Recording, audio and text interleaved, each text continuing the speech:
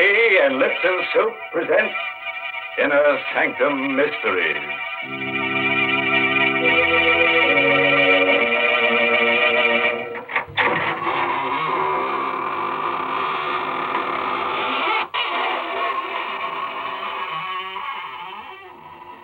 Good evening, friends.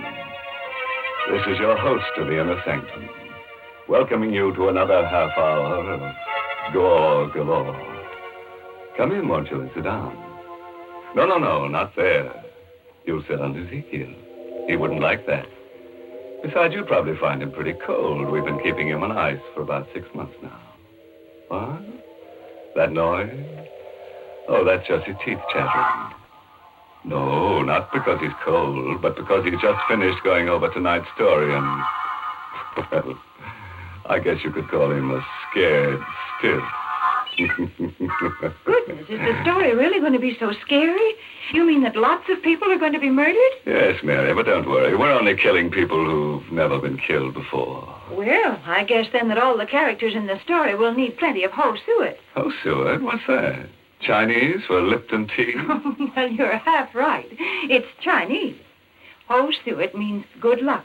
And that's what it says in Chinese characters on the sterling silver medallion that the Lipton people are offering to the ladies.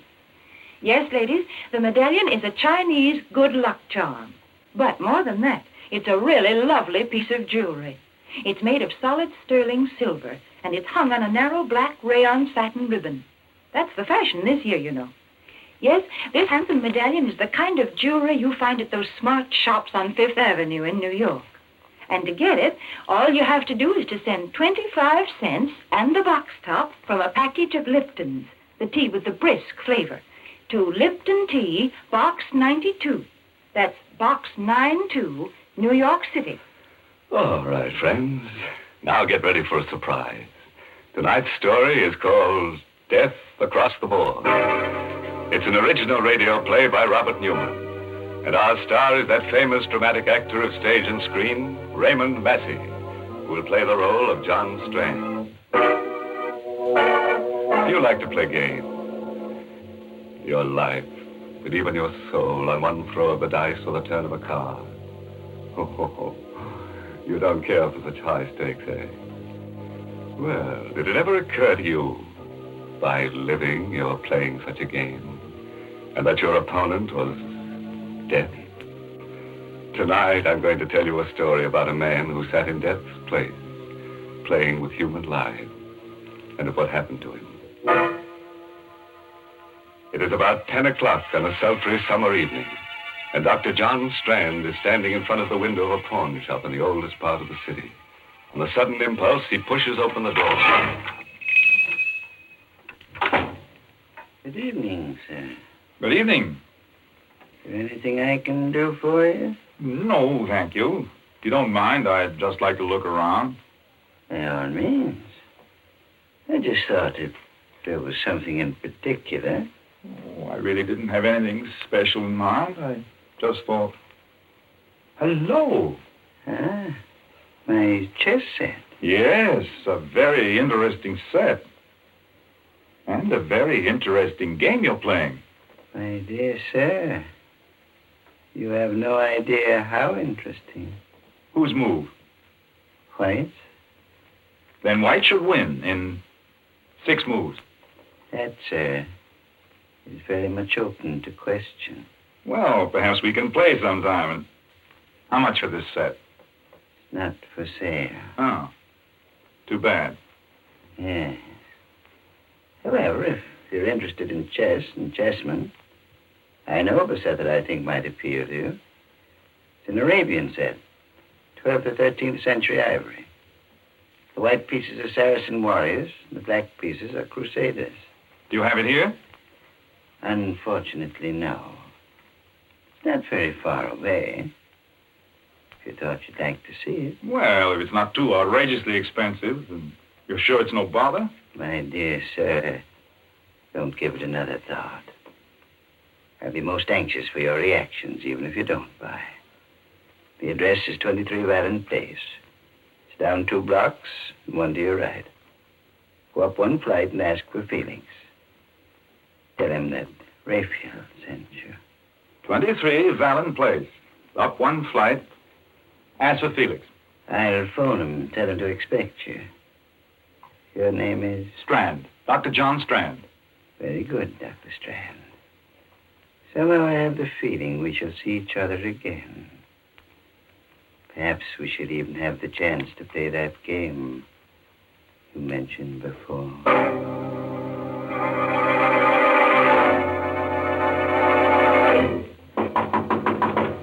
Who's that? Who's there? Felix? I said, who's there? My name's Strand. Rayfield sent me over here. He said he'd phone you and... Just a second. How do you do? I hope I'm not disturbing you. Okay, come on in. And stick 'em up. What? I'm afraid there must be some mistake. Sure is, Bob, and you made it, thinking you could come here and take me this way. But this is I ridiculous. said stick 'em up. Keep 'em up, or I'll let you have it right now. What for? Because I said so, that's what's for. Let go of me. Let go. You drop that gun, or drop it, do you hear? Where is it? Where's you? Sure let you have it right away. Oh. Okay. Now get up and tell me what this is all about. I said get up and... Felix. Dead. He's dead.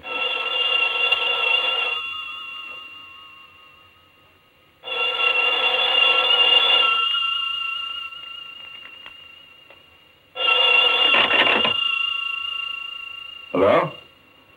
Felix? I'm sorry, but he can't come to the phone right now. Oh, Strand. Congratulations. What? Who is this? This is Rayfield. Now, do you think it's possible for White to win in 5 moves? What? What do you mean? You killed him, didn't you? Of course you did. Or you wouldn't be speaking to me now. May I suggest that you go through Felix's pockets, take out the most interesting thing you find there, and bring it to my shop? What? Hello! Hello! Rayfield! Go through his pockets. I've got to get to the bottom of this, find out what it's all about. A wallet. Keys. And a chessman. A black rook. All right, Mr. Rayfield. I think perhaps I'll take you up on that. I will go back to your shop.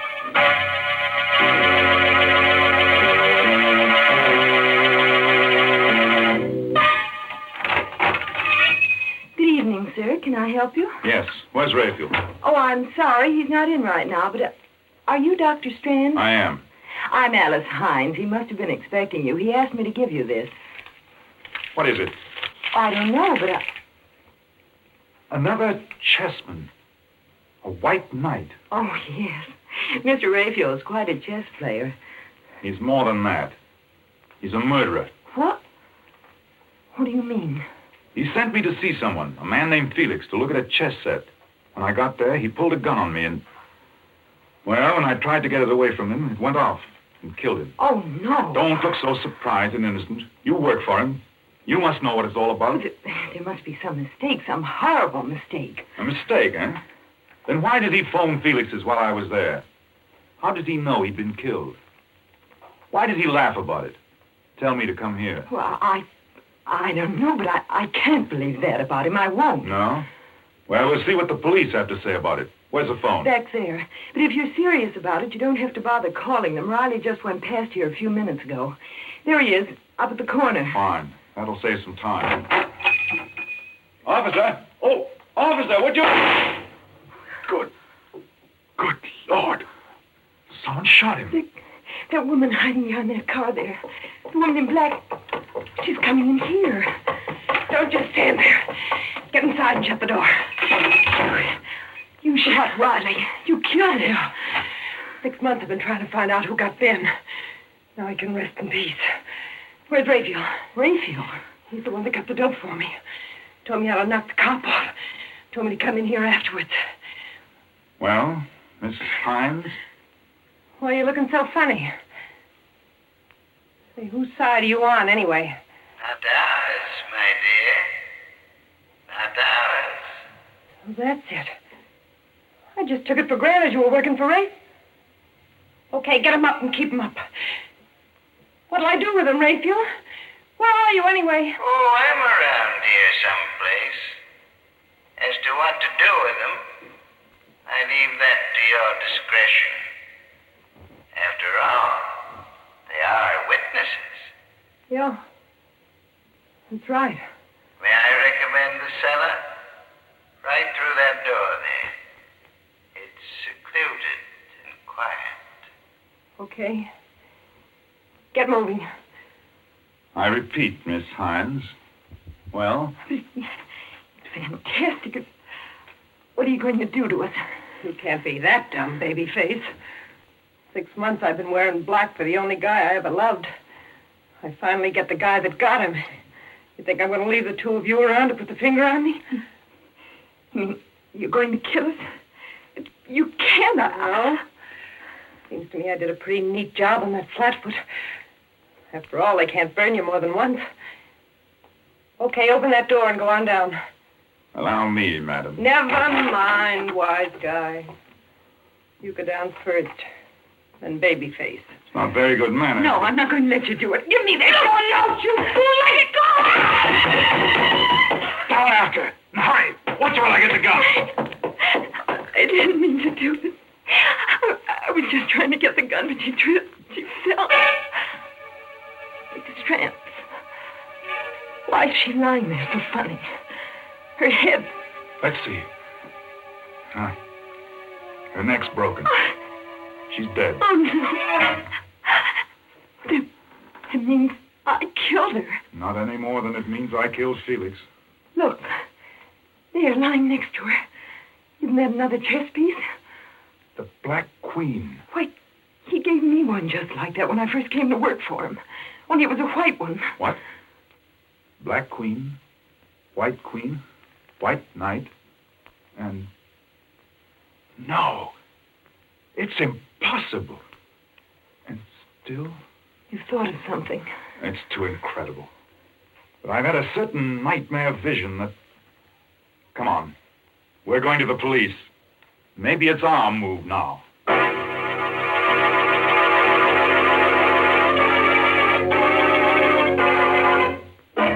Well, live and learn. I always had an idea that I wouldn't like chess, that it was a pretty slow game. But here we've only been playing for about 15 minutes, and we've chalked up 3 corpses already. Yes, this kind of chess is just like a divorce. Why, what do you mean? Well, it's a good way to get rid of your wife. That is, if she's a stale maid. Well, I assure you, most men don't want to get rid of their wives. Is that so?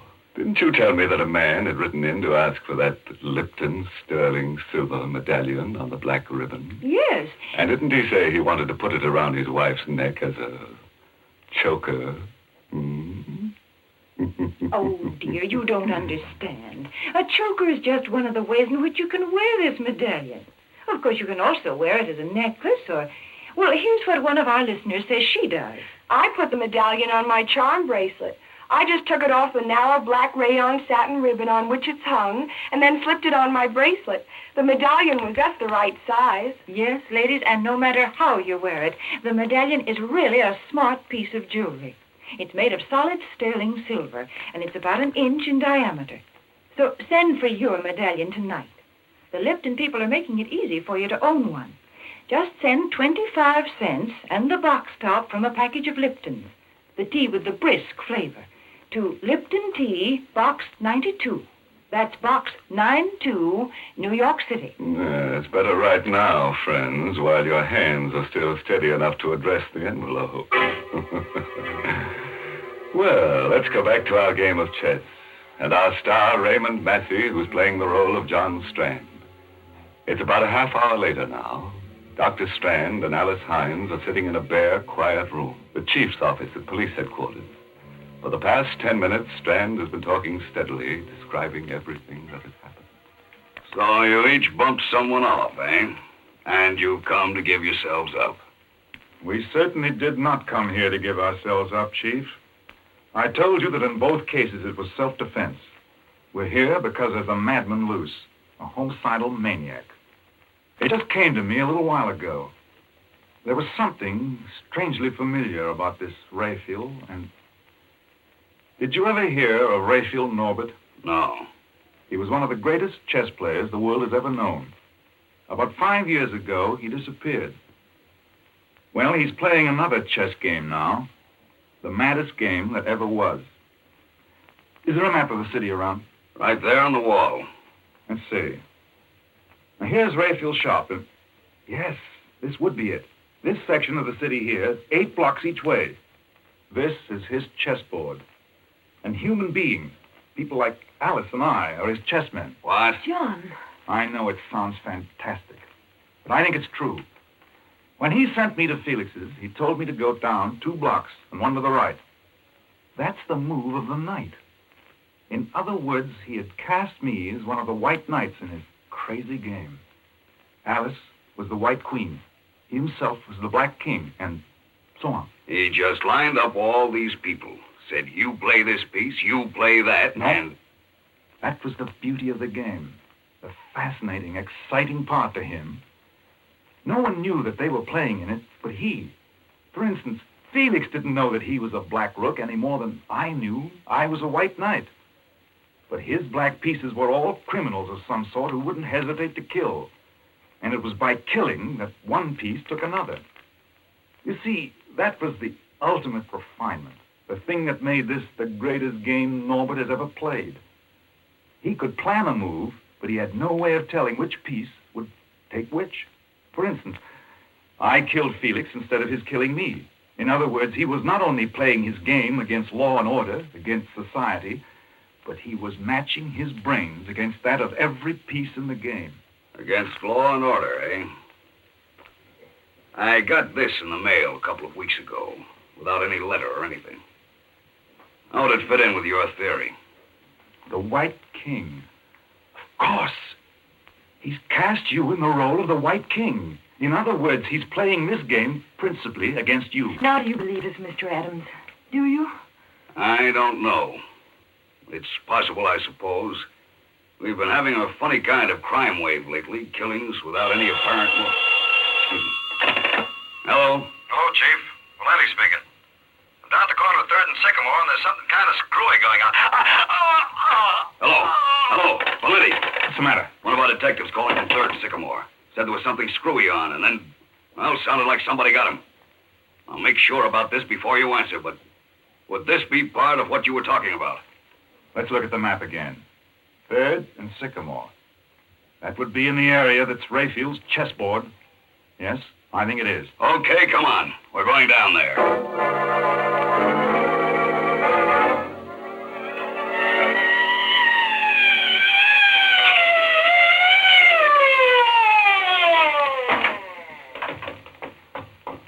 There he is, lying next to the call box. Dead. Stabbed. Look there, lying next to him. Another chess piece. A pawn. A white pawn. Of course. If you're the White King, then all your men would be pawns. Pawns, huh? They're the pieces that get pushed around, aren't they? Well, they're the ones that are usually sacrificed. 2 of my men, Riley and Valenti. Okay, Strand, you're a chess player. You think you can figure out what this Raphael character's going to do next? Tell me how I can meet him? I might. I only got a very quick look at the board, but if I can remember the location of the pieces... You mean he's actually got a board set up showing where all the pieces, everybody is? There's one set up on a little table right next to his desk. No one's allowed to touch it. That's the one. And it was because I noticed it, commented on it, that I got involved in this nightmare. I think I do remember the position of all the pieces that were left. But of course, some moves may have been made since I saw it last. Well, what are we fooling around for? Let's go to that shop and make sure.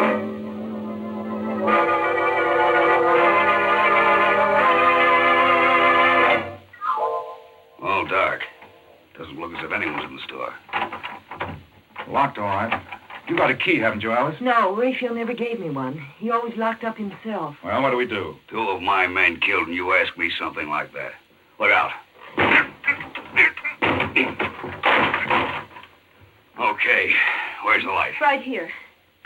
There's the chessboard over there. I know. Let's take a look at it. This all there is to the place? Except for the cellar. Oh, she must still be down there. That woman in We'll black. go down there later. Well, Strand, Well, at the moment, Black seems to have the edge on us. Several moves have been made, and we've lost several pieces. But we still got a the fair devil's chance. winning that game. Where's this Rayfield guy, the Black King? What's he going to do next? Just give me another minute or two, will you? The Black King is still in his own square, which would seem to mean that Rayfield was still here someplace. The thing is, I'm not sure whose move it is now. You're right, Strand. I am still here. And it's my move. What in thunder? It's him speaking over some kind of loudspeaker system, maybe from the cellar. From the cellar, huh? Well, I'm going to...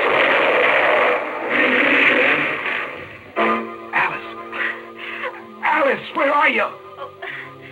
Over here. Are you all right? I think so. What was it? What happened? He must have had the place mined or set a booby trap, and when Adams went to open the cellar door, he... Where is Adams? What? I'm not sure, but I think he's over there. I must have some matches someplace. Here. Under that beam. There. Help me lift it off. Adams! Adams! Is he... No, but he's pretty badly hurt. Just let me get a few tourniquets tied on him, and we better get him to a hospital.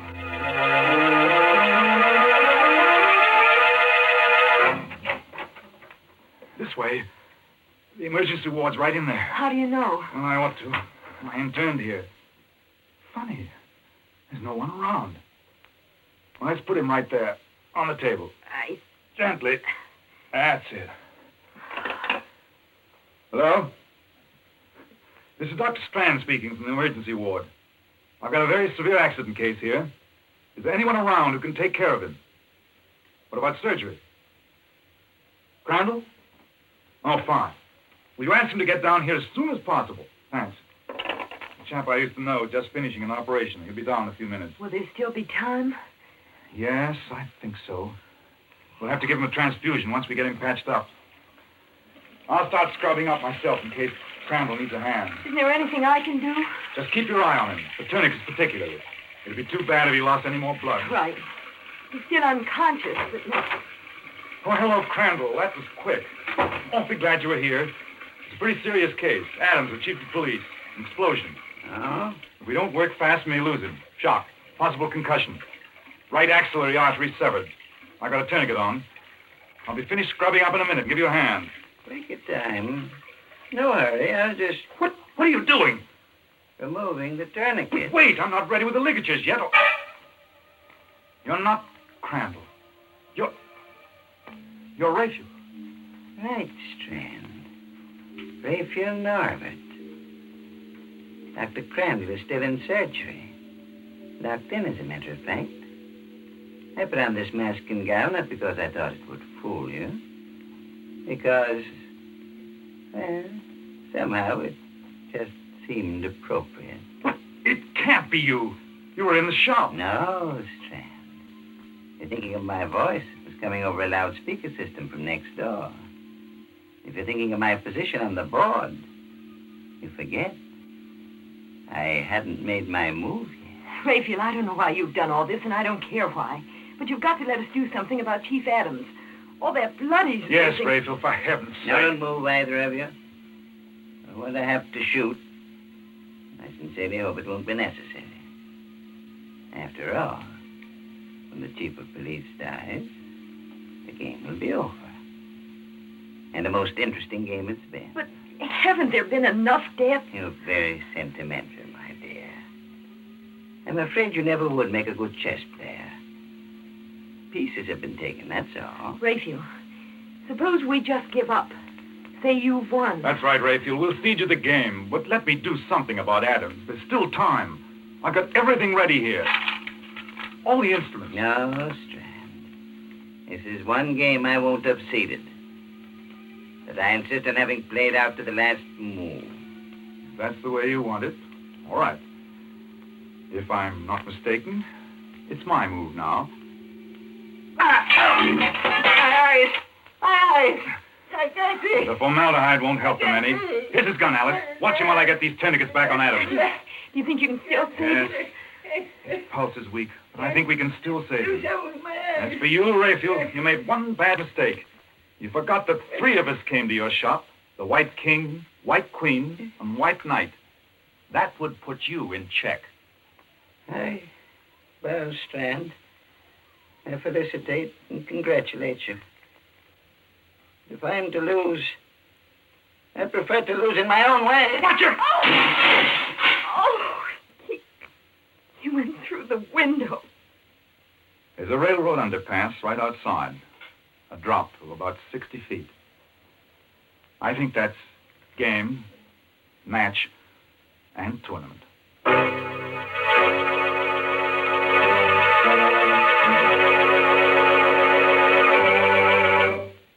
What? You mean the game's over already? Well, that's impossible. We've still got some characters left, at least 3 of them that haven't been killed off. We've been robbed, and I think we ought to call for a return match. Let's take a vote on it there. All those in favor? 1, 2, 3. That's funny. It came out just the way it did for our friend Raphael. The eyes got it.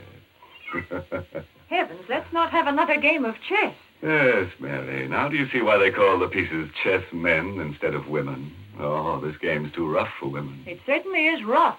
Oh, do you feel worn out and tired? Why don't you rest a while? Then you can slip into something comfortable, like a winding sheet. And if you want to be really fancy, you can put on your sterling silver medallion. What? You have no medallion? Well, here's how you get one. Just send... Never mind. I'll tell them, thank you. Ladies, if you want to own a handsome sterling silver medallion, just send 25 cents and the box top from a package of Lipton, the tea with the brisk flavor, to Lipton Tea, Box 92, New York City.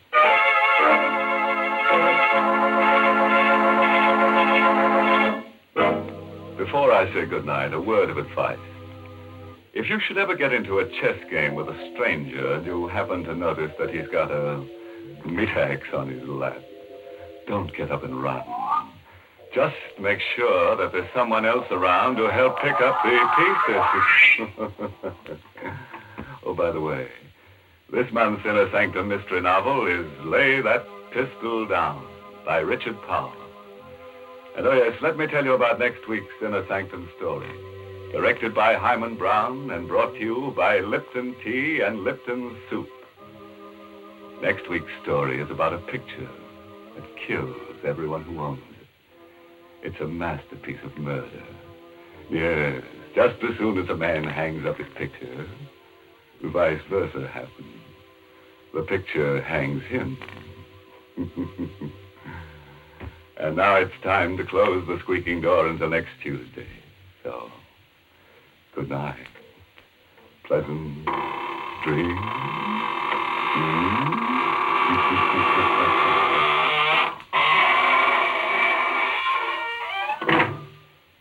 Folks, the next time you send a box of food to your boy overseas, be sure to include a package or 2 of Lipton's noodle soup mix. You see, Lipton's is just like a taste of home. Yes, it has the same homemade chickeny taste as the soup you make yourself, the soup your boy's always been so fond of. That's why it's such a thoughtful, welcome little gift to send Lipton. And as you know yourself, Lipton's noodle soup makes a grand snack. So remember, send a package or 2 to your boy. And remember to tune in next Tuesday night for another Inner Sanctum mystery. This is CBS, the Columbia Broadcasting System.